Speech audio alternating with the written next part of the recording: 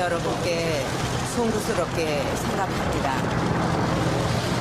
성실하게 조사에 임하겠습니다. 박 전 대통령은 혐의를 전면 부인하고 있지만 검찰은 혐의 입증을 자신하고 있습니다. 박근혜 전 대통령이 21시간 넘게 검찰 조사와 조서 열람을 마친 뒤 오전 6시 55분쯤 귀가했습니다.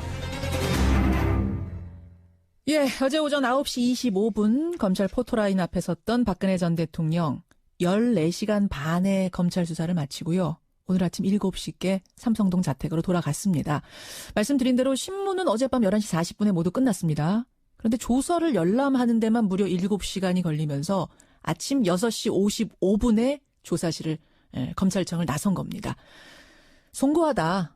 성실히 조사에 임하겠다. 이런 말을 남기고 들어갔던 박 전 대통령. 정말 본인 말처럼 수사에 성실히 임했을까요? 검찰 출신이면서 최순실 게이트 국정조사특위의 위원입니다. 그러다 보니까 저희가 자주 모실 수밖에 없어요. 국민의당 김경진 의원 연결을 해보죠. 김 의원님 나와 계세요. 네, 안녕하십니까. 신문이 끝난 건 밤 11시 40분인데 조서 열람만 7시간. 이렇게 오래 걸립니까 원래? 통상은 그렇게 안 걸리죠. 그렇죠. 그러니까 14시간 조사했으면 보통 한두 시간 정도 조서 검토하고 서명 날인하고 나오면 되는데 예. 우선 이제 그렇게 7시간이나 걸린 이유는 두 가지 정도를 예상해 볼 수 있는데 박근혜 대통령이 성격이 굉장히 꼼꼼한 성격, 특히 본인 개인 문제에 대해서는 꼼꼼하지 않나 싶은 게 하나 추정이 되고요. 예.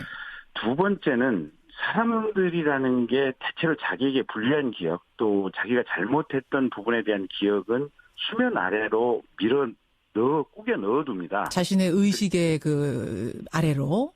예. 그리고 자신이 변명할 만한 부분, 자신에게 유리한 부분만 집중적으로 수면 위로 끌어올려서 그 부분만 생각을 집중하게 되기 때문에 그래서 집단 무의식, 집단 최면이라는 것이 이렇게 동질적인 집단 안에서는 생기는 거거든요. 그렇죠. 예. 근데 이 대통령이 이제 어제 검사에게 신문을 받으면서 이제 검사가 이렇게 물어볼 거 아닙니까? 구체적인 증거를 가지고. 물어보겠죠. 예.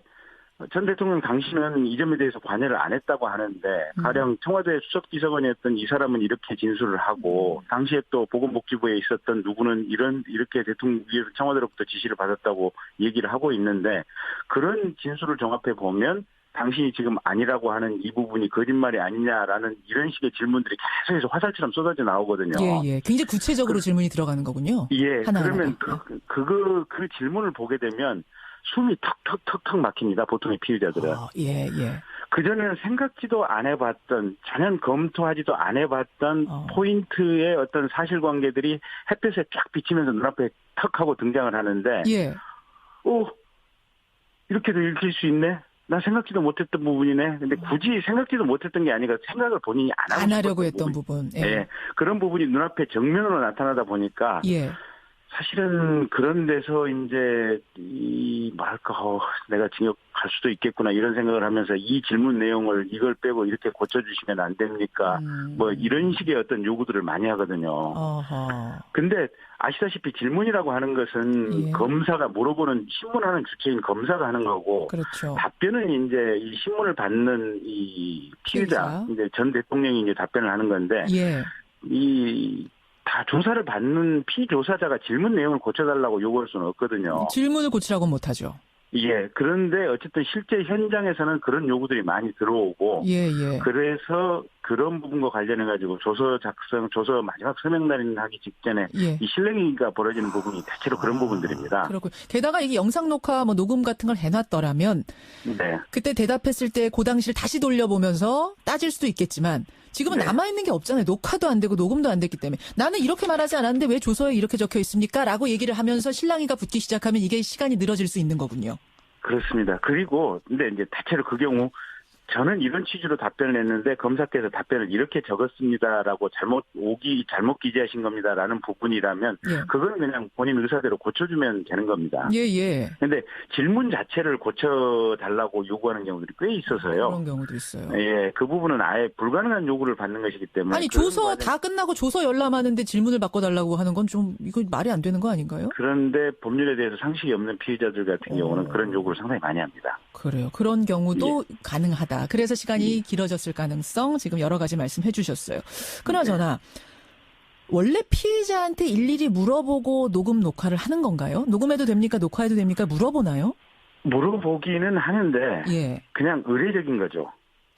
그 말씀 물어보고 예. 그러니까 이번처럼 뭐 동의하지 않겠다라고 얘기를 한다고 하더라도 예. 당신께서는 동의하지 않겠지만 우리는 수사의 필요상 그 녹음 녹화를 하겠습니다. 녹음 녹화 방식에 의해서 신문 절차를 하는 것으로 결정하겠습니다라고 통보해버리는 것이 이제 통상의 관행인데 그렇군요. 이 경우에는 검찰이 굳이 그 부동의한다는 부분을 수용을 한 거죠. 예. 그러니까 이게 우리 수사에 필요한 부분입니다. 나중에 이게 문제가 될 수도 있으니 우리는 녹화하겠습니다 하면 할 수 있는 건데 이번에는 그쪽에서 녹화 우리 동의하지 않습니다라는 걸 받아들인 거네요, 검찰이. 예, 그렇습니다. 그 예우 차원입니까? 뭐 예우 차원이라고 볼 수도 있고요. 이제 더 본질적인 것은 어제 오늘의 신문 과정이 예. 검찰이 특별한 어떤 증거법적 의미를 부여하고 있지는 않다. 이렇게 보시면 됩니다. 그게 무슨 말씀? 좀 말씀이 어렵네요. 무슨 말씀입니까? 그러니까 이제 그 신문을 하고 이제 피의자 신문 조서가 작성이 되지 않습니까? 예. 이 조서를 법정에 이제 박근혜 피의자가 기소가 되면 그 증거 유죄 입증을 위한 증거 자료로 제출을 하는 이런 과정을 거치는 거거든요. 그렇죠. 네, 근데 어제 작성한 신문 조서는 법정에 제출을 하되 예. 굳이 거기에 증거 내용을 담기 위해서 노력하지는 않는다. 지금 이런 관점이 엿보이는 겁니다. 이게 아주 핵심은 아니라는 거군요. 이거 말고도 예, 다른 그렇습니다. 핵심 증거 자료가 워낙 많기 때문에. 워낙 많기 때문에 그래서 실제로 보면 그러니까 이제 이렇게 이해를 하시면 됩니다. 우리가 피의자 신문을 할 때 정말 집요하게 피의자 신문을 하는 경우가 있고 예. 그냥 피의자에게 물어보고 피의자의 답변이 나오는 대로 그냥 형식적으로 피의자 답변 그대로 이 조서에 기재를 하는 이런 태도로 신문을 하는 경우가 있고 두 가지로 이제 대별을 해볼 수가 있는데요. 예.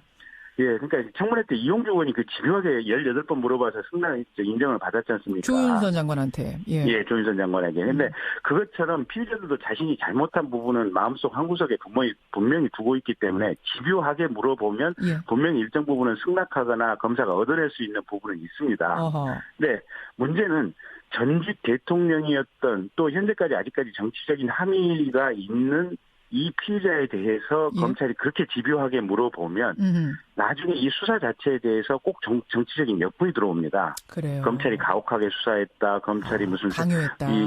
뭐 어딘가 눈치를 봤다. 이런저런 식의 얘기들이 많이 나오기 때문에 예. 그냥 물어보고 본인 답변하는 그대로 대체로 받아 적습니다. 그렇군요. 그래서 13개 항목이나 혐의나 되는데 14시간 만에 끝날 수가 있었던 거군요. 예, 그렇습니다. 그런데 다만 굳이 어제 그러면 피의자 신문 조서를 절차를 왜 밟았느냐. 예. 이제 그런 질문이 들어올 수가 있는데 그렇죠. 그건 이렇게 보시면 됩니다. 박근혜 전 대통령이 청와대에 있을 때 정규제 TV를 통해서 또 일부 대변인을 통해서 자신의 혐의와 관련해서 일부 어떤 해명이라든지 얘기를 한 적은 있지만 예.